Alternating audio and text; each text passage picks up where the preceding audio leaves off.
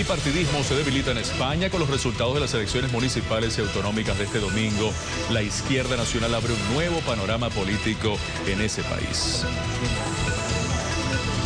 Multitudinarias protestas por el asesinato del líder de la oposición de Burundi, Seidi Feruzi, y la disidencia abandonó el diálogo con el gobierno del presidente Pierre Nkurunziza. Terroristas del Estado Islámico asesinan a 400 personas en la ciudad arqueológica de Palmira. La mayoría de las víctimas son mujeres y niños. El presidente de Ecuador, Rafael Correa, presentó ante la Asamblea Nacional de su país el balance anual de gestión. El mandatario pidió un nuevo sistema interamericano de derechos humanos. El presidente de Colombia, Juan Manuel Santos, insiste en acelerar el proceso de paz y lograr un alto al fuego definitivo. Esto luego del bombardeo militar que acabó con la vida de más de 30 guerrilleros de la FARC-EP en el Cauca en los últimos días. Detalles de esto y más en próximas ediciones de Telesur Noticias. Allí les esperamos.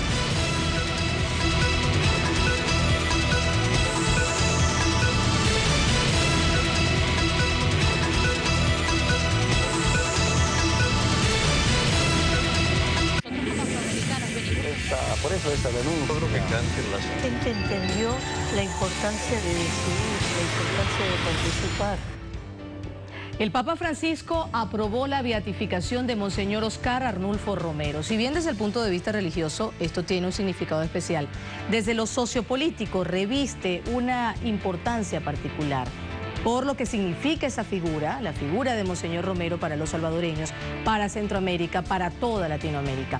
Ahora bien, ¿representa esto un viraje en la Iglesia de Roma? ¿Queda reivindicado el legado de Monseñor asesinado por los escuadrones de la muerte en El Salvador?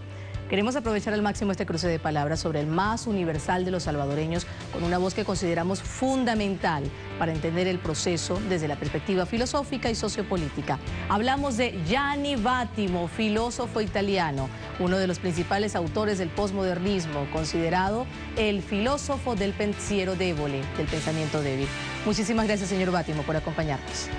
Gracias a ustedes. Vamos, yo soy contento de discutir con ustedes, con Venezuela, con Telesur, con todo. Tanto que hablar durante estos minutos. Esa memoria de Romero fue objeto, sabemos, de ataques permanentes por parte de sectores de la derecha, de la Iglesia, de representantes de la diplomacia salvadoreña frente a la Santa Sede, que lo acusaron de comunista, incluso de desequilibrado, sí, para impedir la beatificación. Vamos a comenzar justo por allí. ¿La aprobación de la beatificación la considera como un viraje en la Iglesia de Roma, señor Vattimo? Bueno, un progreso bastante, es decir, que ya es un poco, decimos, la personalidad misma de Francisco es orientada en este sentido. Han dicho también que él es comunista, que el Papa es comunista. Yo pienso que tendría que serlo, pero finalmente me parece un poco que es mejor la imagen del Papa de la Iglesia ahora cuando se beatifica a Monseñor Romero. Yo sugeriría que se beatifique también, se canonice también el Che Guevara, por ejemplo. Pero esto sería demasiado, puede ser, ¿no? No sé. Sería demasiado esperar de un papa. Lo cierto es que el mundo católico, especialmente el mundo latinoamericano, definitivamente va a vivir un momento muy importante, muy interesante dentro de poco, y quisiéramos apelar a su condición de creador del pensamiento débil, para ayudarnos a poner en contexto lo significativo de este evento. Para entrar en contexto, ¿qué significa eso de pensamiento débil? A ver. El pensamiento débil significa que la filosofía después de Nietzsche, de Heidegger, no puede imaginarse como la definición de una idea, de una imagen ideal del hombre, una esencia que tiene que ser actuada con la ética, sino como una filosofía de la debilitación en el sentido de la reducción de los absolutos. Es decir que, por ejemplo, si uno cree que la verdad que uno profesa, incluso la verdad religiosa, es la absoluta verdad, deviene posiblemente un fanático y deviene posiblemente un cruzado. Lo que no es exactamente...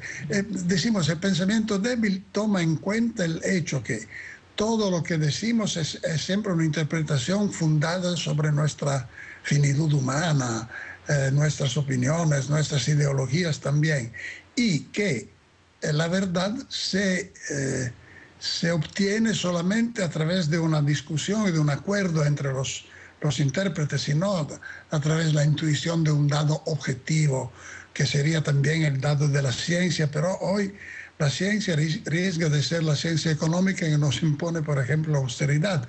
Decimos, el pensamiento débil es un pensamiento que no acepta la idea que la verdad sea algo de absoluto, sino que la verdad siempre depende de un juego, de un intercambio de interpretaciones entre sujetos, comunidades, partidos políticos, clases, etc. Usted es católico, usted es filósofo, además comunista. ¿Cómo describe usted la figura de Monseñor Óscar Arnulfo Romero? Bueno, yo pienso que era solamente no lo conocí personalmente, obviamente, sé que lo era. Decimos que me parece que ha hecho lo que un obispo, un buen cristiano tendría que hacer: estar del lado de los pobres, oponerse a la opresión, oponerse a la explotación, etcétera, etcétera, todo esto. Y quindi esto hecho de la beatificación de Romero significa una toma de posición de la Iglesia católica, decimos en contra, a diferencia de otros periodos del catolicismo, que ha sido mucho más reaccionario. Comunista y católico. A ver, ¿por qué es tan difícil entender esta convivencia? Sí, porque parece, sí, pero básicamente el punto es que ser comunista no significa ser ateos. Es como decir, no hay ningún ateísmo necesario en la profesión del ideal comunista, porque el comunismo, como decía Lenin, es electrificación más soviet, es decir, desarrollo económico, tecnológico, etcétera, controlado por el poder popular. Ahora, todo esto no tiene nada que encuentra al cristianismo. Incluso yo digo que si no fuera cristiano, no digo católico porque efectivamente, pero si no fuera cristiano no sería comunista. Este es el punto, no tendría razones para ser comunista. Fíjese que me interesa ahora detenerme en el papel de la teología de la liberación en las luchas populares. ¿Los postulados de la teología de la liberación, a su juicio, siguen vigentes en este siglo, en medio de las luchas actuales? A mí me parece que sí, absolutamente. Lo más se hace intensa la presión del imperialismo, que está terminando el imperialismo norteamericano, pero como siempre un imperio, cuando está perdiendo su fuerza juvenil, decimos, deviene más violento justamente porque tiene que defenderse. Ahora, en este momento, la teología de la liberación, solamente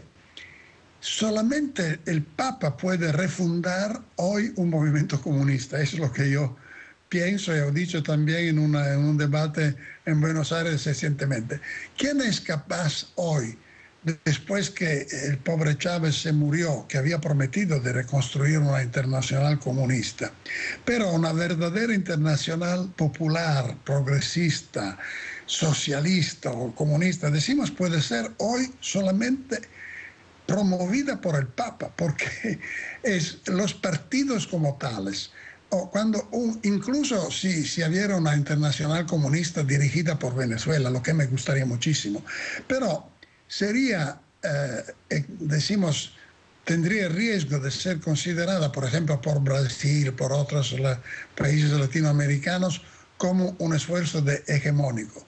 A mí me parece que hoy se trata de construir una internacional religiosa, no principalmente fundada en un Estado, en un poder político explícito, etc., pero una internacional de la lucha de los pobres. El Papa es la persona adapta para hacer esto. Obviamente esto es un discurso un poco utópico, un poco exagerado, pero básicamente yo creo que había sugerido en este debate de Buenos Aires, al cual te tomado parte hace algunas semanas, que el Papa funde un Papintern. Usted se recuerda que había el Comintern, que era la Internacional Comunista de los tiempos de Stalin. Yo sugeriría que el Papa funde un Papintern, una posición de la Iglesia de soporte de las luchas de los pobres, de los oprimidos, de los tercermundistas, de los inmigrantes, etcétera, en contra de la opresión banquera, sobre todo los bancos internacionales, el poder de la economía, del dinero. Todo esto es lo que Jesús no quería por nada. Partiendo, señor Bátimo, de todas estas reflexiones, ¿por qué la Iglesia Católica accedió a beatificar a Monseñor Óscar Arnulfo Romero? ¿Existe una iglesia antes y otra después del Papa Francisco? Eso nos lo va a responder en tan solo minutos.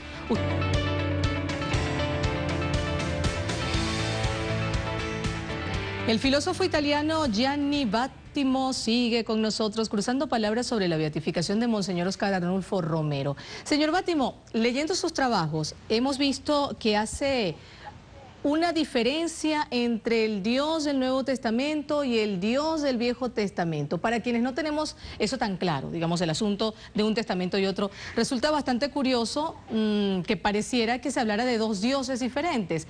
Es así, y la pregunta se la hago por una posterior que tiene que ver, por supuesto, con Monseñor. A ver, cuéntenos. No, bueno, el punto sería que el Viejo Testamento, esto se puede explicar, esclarecer en dos sentidos. Uno, efectivamente en el Viejo Testamento hay páginas que no se pueden aceptar. Hay como un nacionalismo del Dios de los judíos, cuando dicen, por ejemplo, que los babilonenses merecen que sus niños sean tirados, arrojados contra los muros para castigar a los babilonenses que son enemigos de los judíos, etc. Es el Dios del Antiguo Testamento, efectivamente tiene caracteres un poco menos misericordiosos y amistosos que el Dios de Jesús. Ahora, yo no sé, efectivamente, no pienso que hay dos dioses, hay dos imágenes de Dios en el Antiguo y en el Nuevo Testamento que dependen de diferentes circunstancias históricas. Yo soy más cristiano que judío, obviamente. Ahora, esto se implica hoy incluso con el problema que yo soy un enemigo o un crítico del Estado de Israel, cómo trabaja, cómo actúa políticamente el Estado de Israel. Obviamente esto no significa que soy antisemita, soy antisionista, es decir, soy básicamente crítico de la política del Estado de Israel, cómo ha sido constituido y cómo actúa todavía. Esto se mezcla un poco con la idea que... Sí, de hecho, ese es un tema bastante denso que bien nos gustaría también conversarlo con usted en otra oportunidad desde esta perspectiva, pero la pregunta inicial se la hacíamos precisamente porque quisiéramos saber qué tan factible es hablar de dos Vaticanos, antes y después de Francisco, el Vaticano que se negaba a la beatificación y el que ahora la aprueba.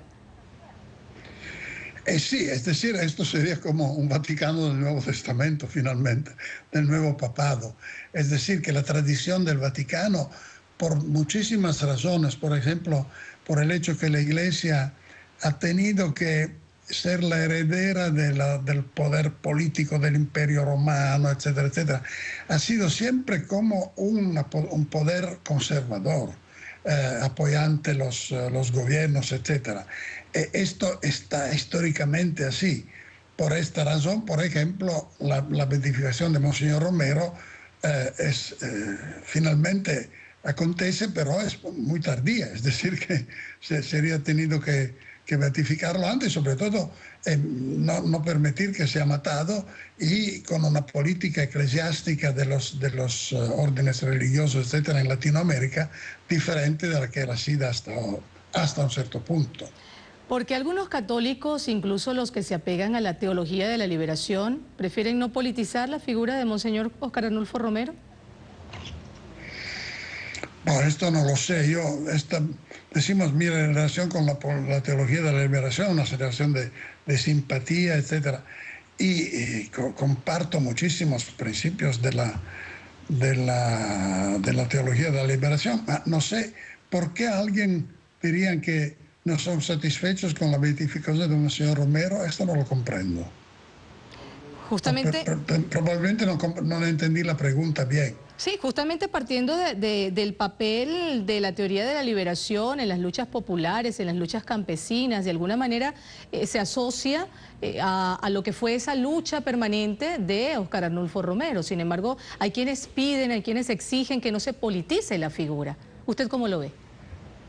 Que no se politicen. Sí, es decir que le gustaría una más grande separación, más intensa separación entre Monseñor Romero religioso y esta suerte de utilización política. ¿Es esto que significa la pregunta? Porque efectivamente... Sí, además quisiéramos conocer a partir de toda su experiencia, de todo su conocimiento, cómo usted concibe la religión, qué novedad aporta este modo diferente en que usted la concibe, como nos la ha venido describiendo a lo largo de esta conversación. ¿Es Monseñor Óscar Arnulfo Romero un referente definitivamente para usted? Sí, es decir que sí, absolutamente sí, por lo poco que lo conozco. Visité Salvador, he visto también dónde vivía, pero no sé muchísimo de su práctica pastoral, etcétera, etcétera. Sé que he muerto como un mártir de la liberación. Esto me parece una gran cosa para un cristiano en Latinoamérica en estos siglos. Hacíamos la reflexión antes de ir a la pausa sobre la esencia del Evangelio en ese contexto de la beatificación de Monseñor Óscar Arnulfo Romero. Seguimos sosteniendo este cruce de palabras con Gianni Vattimo, filósofo italiano. Señor Vattimo, se dice que cuando San Pablo visita a Pedro para ver si estaba bien y para ponerse de acuerdo, Pedro le preguntó: ¿y cómo tratas a los pobres? Esa es, digamos que, la esencia del Evangelio, por lo menos así nos los han enseñado. ¿Pertenecer a los pobres era también parte del principio de Monseñor Óscar Arnulfo Romero? Creo que sí. El punto es que tal vez la tradición cristiana ha insistido demasiado sobre el hecho que se trata de devenir pobres con los pobres. Y yo pienso que un poco más sería luchar con los pobres. En lugar que hacerse pobres. Es decir que se comprende esto, me parece, sí, como actitud ascética, moral, religiosa, puedo evaluar muchísimo la pobreza, pero la pobreza en sí misma no es un valor. Es un valor el hecho de ayudar a los pobres a liberarse de su pobreza. Esto es el punto. Todo esto sigue siendo un poco ambiguo porque efectivamente, incluso cuando se dice que el cristianismo no es política, siempre se implica que el cristianismo tiene que hacer con otro, la salud del alma, etcétera, etcétera. No, la salud también de acá. Jesús probablemente fue matado porque molestaba incluso políticamente y no solamente porque predicaba el amor. En sus escritos nos ha llamado mucho la atención la manera como ha traspolado toda su experiencia a la realidad latinoamericana. Usted ha venido mucho a América Latina. Incluso ha dicho que el futuro de la nueva Europa está justamente en América Latina. ¿A qué se refiere exactamente? Me refiero al hecho que en las últimas décadas la única novedad en la política mundial han sido los regímenes progresistas de Latinoamérica. Castro, Chávez, Lula, Correa, Mujica, etc. Es decir que la única zona del mundo donde pasa algo desde el punto de vista de una promoción de una política más humana es Latinoamérica. Yo no veo, obviamente esto no lo veo en Europa, donde estamos dominados por un imperialismo banquero que intenta matar también Argentina, por ejemplo. Pero decimos que cuando espero mucho de Latinoamérica, yo sé que hay un poco de mitológico en esto, porque como no vivo los problemas cotidianos de los países latinoamericanos, probablemente me imagino algo más ideal. Pero fundamentalmente hay esto, que las novedades políticas significativas en el mundo en los últimos 50 años vienen de Latinoamérica. A mí me interesa esto porque si Latinoamérica constituye como un bloque antiimperialista, progresista, puede presionar un poco sobre el mundo en general, limitando el poder imperialista financiero y ayudando también a la Europa, porque la Europa necesita como una ayuda para resistir a la opresión anglosaxona, americana, imperialista, financiera. La única ayuda puede venir de Latinoamérica, no certamente de China, porque de esto hasta ahora no se comprende muy bien lo que va a ser la China en el futuro. Y certamente no de la India, por ejemplo, porque la India sigue siendo una sociedad en desarrollo, pero de tipo capitalista y no de tipo socialista. Definitivamente allá en Europa, vaya que generó muchísimo impacto la designación de este Papa latinoamericano. ¿Qué opina un comunista católico del Papa Francisco, sobre todo de esa reingeniería que él está haciendo al Vaticano, que está haciendo a la Iglesia Católica? Bueno, básicamente yo he considerado la elección de Francisco como una manera en la cual Dios impide a la Iglesia Católica de cometer un suicidio. Porque los últimos papas, con la insistencia sobre algunos aspectos de la moral privada, por ejemplo, se imagine todo el problema de un papa como Juan Pablo II que prohibía la utilización del profiláctico en tiempo de SIDA, que me parece absolutamente absurdo. Y muchísimas actitudes de la Iglesia de los últimos papas antes de Francisco han sido escandalosas decimos, era difícil tomar en serio a los papas en esta cuestión. Ahora, Francisco, poniéndose del lado de los pobres, se pone también del lado de los oprimidos por muchísimas cosas. Por ejemplo, la ética. Se tome, por ejemplo, el problema de las mujeres. La Iglesia Católica siempre ha sido una institución duramente masculista, machista. Ahora, esto puede ser que el Papa, con esta actitud menos reaccionaria, menos amistosa frente a la tradición occidental, machista, capitalista, propietaria, etcétera, etcétera, pueda hacer algo. Yo espero finalmente un momento en el cual el Papa dirá que las mujeres pueden devenir curas, lo que sería una gran revolución en la Iglesia. Yo hablo sobre todo como italiano, se me imagino un católico italiano que va a confesarse con un cura mujer, ya pienso que sería como la revolución soviética en la Iglesia.